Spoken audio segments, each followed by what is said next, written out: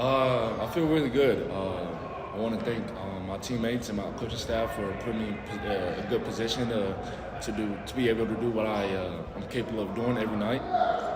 But yeah, like you said, that's a really well coached team, and we did what we had to do in the second half to grab a lead and essentially win the game. So I'm happy.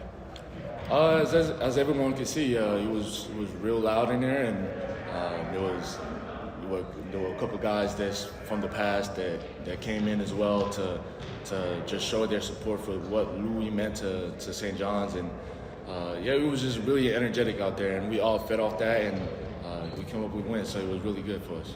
Yeah, absolutely. His death was something that we all felt, especially those that were here last year, and just knowing the history of what he meant to not only just St. John's, but the whole league. So we kind of fed off that, and we were going to play for him this game, and we came up with a win, and we were really energetic.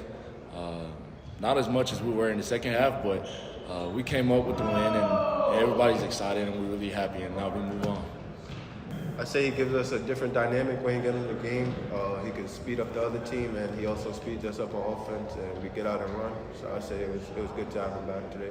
I think it was very good that we honored him this way and got a big win for him. He meant a lot in the St. John's community and in the Big East Conference. So I think he's a pioneer for a lot of things that happen at St. John's. I mean, yeah, it's pretty ugly. But it's something that obviously meant a lot to Coach Lou and Coach Pete wanted to honor him in a special way, and it was really cool to see him take off. I don't know what he was wearing before he put out the sweater, but yeah. So it was really cool to see, and everybody was really real excited for that as well. So it was cool. It was the tale of two halves, and one of the keys there were three keys to us winning this game. Stop the three, because we kept telling them they're like the Boston Celtics. They could take 40 or 50 of them. Stop the penetration and stop the second shots. And in the first half, we didn't do those things well. In the second half, we stopped them from making a three and didn't give up a lot of second shots. They only had 12 for the game. So the defense picked up because they were shooting well. At the end of the game, they shot 35, 32, and 65. We didn't turn the ball over much. We played a great second half. And I don't think I would have ever forgiven myself if we lost this game. It's been an emotional week for me personally, not only with my two best friends, but with Lou. And it was really, really important that we get a win for Lou. Great crowd, great second half, a lot of emotion behind the game. And Lou lived a great life at St. John's. And one of the messages I told my team before the game, I said, the portal's very difficult. And why it's difficult is, and I used Davon, and I said, Davon, I'm not picking on you. I'm just saying this is what's going to happen in basketball. Davon, you've gone to Mississippi State, Georgia Tech, Utah, and us. Where do you go for homecoming? And that's what's happening in college basketball. So the portal, I'm not against, and I'm not against the NIL. What's difficult, see, when I went to Kentucky, you see the emotion in all the decades of the people by putting that Kentucky uniform on. And I told the guys, I said, you got all these St. John's legends, and St. John's ruled the world on the East Coast in the 60s, the 70s, the 80s. And it was all for the name on the front. And if you guys can start playing for the name on the front, someday the back is going to prosper. But you got to play for St. John's. And in this day where all our greats have come back, in this day when our legendary coach has left us, you got to play for that name on the front. And nobody characterized that more than Zuby. His heart was as big as a mountain.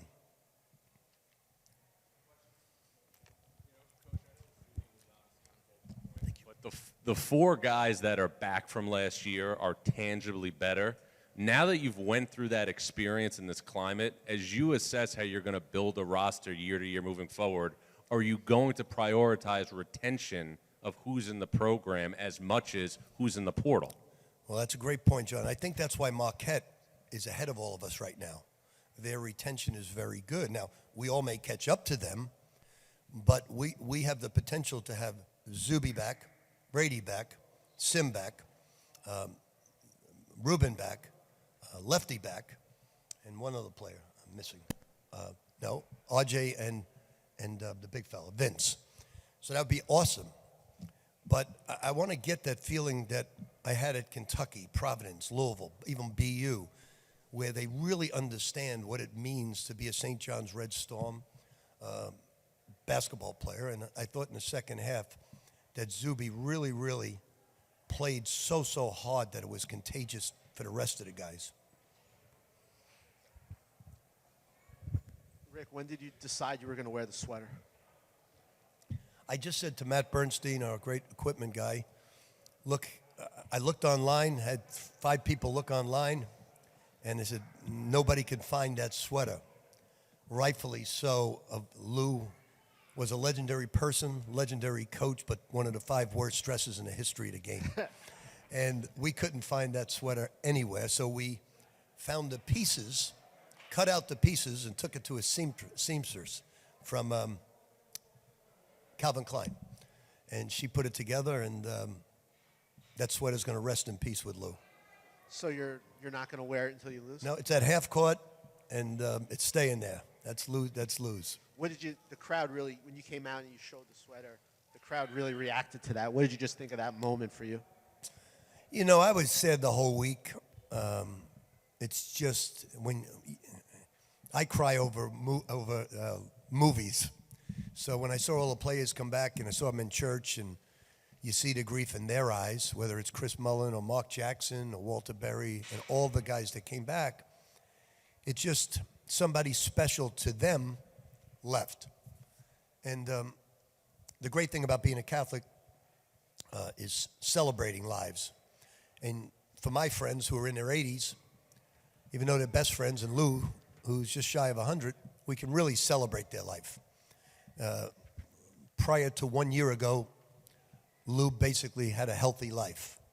And we're real proud to represent him in some small way.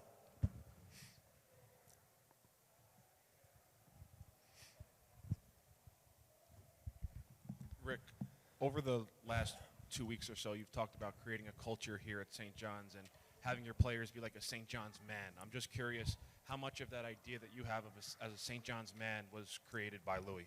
I thought Davon was terrific tonight with his attitude. I thought they all were, but it's culture takes place over generations. The Miami Heat culture of playing hard took decades. And it's really tough in months, but we still are trying to do it. And I think we can do it because we got guys willing to do anything to get better and make themselves. You know, one of the reasons why I started Sim in the second half, it's just something I witnessed. He was on the bench not warming up, and I could say he was down because of the first half. And I said, I'm getting him in there. He's a talented kid. He's worked his butt off, and he played terrific in the second half. So I started him out, not because he wasn't playing well, he was down. And I think when you build that type of affection for each other, the culture is built. Rick, it looked like the second half, the tale of the two halves. On the second half, Kansas State was trying to push your players a little bit, and at a certain point, they just had enough, and the game changed at that point. You know, I think that the transition game and the three-point shot, I mean, we played against Housen last year, and I don't think he made 2 threes in the game. We put a blanket on him. But I will say this, he's improved immensely since last year, and what they run for him is terrific. Jerome does great jobs with his offense to get players good shots. So he's really improved and had a great game. But you know one thing about Zuby, and I said this why I recruited him. If Zuby played for School X with his statistics and his analytics, I wouldn't have recruited him.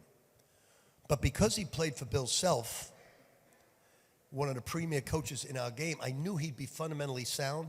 I knew he would know how to work hard.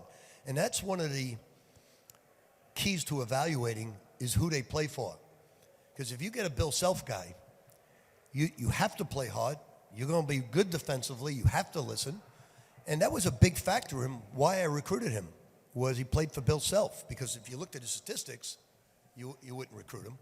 So Bill played a large role in that. I'm sure he wished he had him back, but he played a large role. Rick, we got a chance to talk with Zuby a little bit yesterday, and he told this charming little story about him and RJ getting to run into Coach Carnesecca on campus. And, you know, he was quite taken with the moment. Do you think that the circumstances and Coach Carnesecca's death and the way he's being celebrated added some fuel to the way he played today? No, I don't think that. I think that they knew how important this night was for all the ex-players and all the fans because of how important Lou was to them. And I think that, you know, Lou, just a year and a half ago, sat in the film room and talked to Simeon Wilshire and his family. He just happened to be on campus and stopped in. And he just said some incredible things, not only about St. John's, but about me and what we're going to do. And Sim's parents were blown away by that. Sim knew of him, but was blown away that Lou Carnesecca would take the time to talk about St. John's. So Lou's going to be missed because of what he represented. But the one thing I want is I want all these players to come back. This is their home. I told Chris Mullen when I first got the job, I said, Chris, I'm nothing for this program compared to you. This is your home, your program. I'm just a caretaker for Lou. That's all I am. So please come back to your home. You're the most celebrated player in history, along with Mark Jackson, Walter Berry, going back. One day I said to Lou, give me your top 5 players of all time. And Lou was stumped. He really was.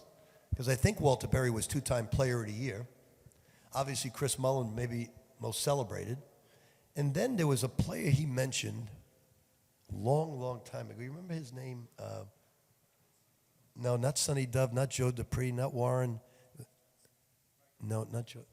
No, it was some other player that was great, had some problems, some issues. Nope. Nope. You guys, I'm pissed off at all you guys not coming up with this name. Anyway, he said that may have been the greatest player of all time for St. John's. I wish I could remember it. But he had some issues here. I don't know what they were, but he had some issues. And he was something with a T. Jackson? Is there a Tony Jackson? Was he a great player? Yeah, I think it was Tony Jackson.